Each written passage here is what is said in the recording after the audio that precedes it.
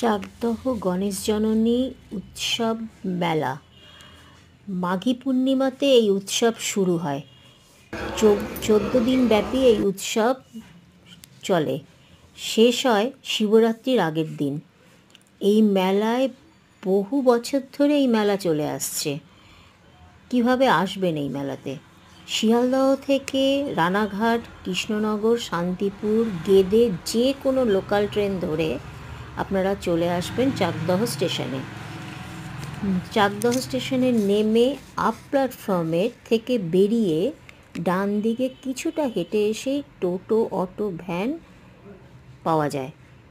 সেটাই করে আপনাদের আসতে হবে চাকদহ পুরাতন বাজারে।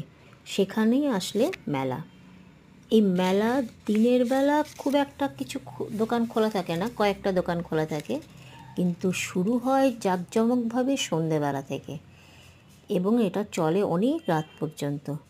মেলাটা খুব ভালো, মানে জিনিসপত্রও পাওয়া যায়, সমস্ত জিনিসপত্র মেলাতে যেগুলো পাওয়া যায় এবং খুব কম দামে জিনিসপত্র পাওয়া যায়, যেটা আসল জিনিস, যেটা এখানকার মানে সত্যি খুব ভালো।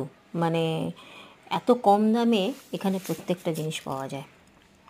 এমনকি আমরা যেমন সব জায়গায় 10 টাকা 20 টাকা করে জিনিসপত্র কিনতে পারি, এখানে 7 টাকাতেও জিনিসপত্র পাওয়া যায়, যে কোনো জিনিস।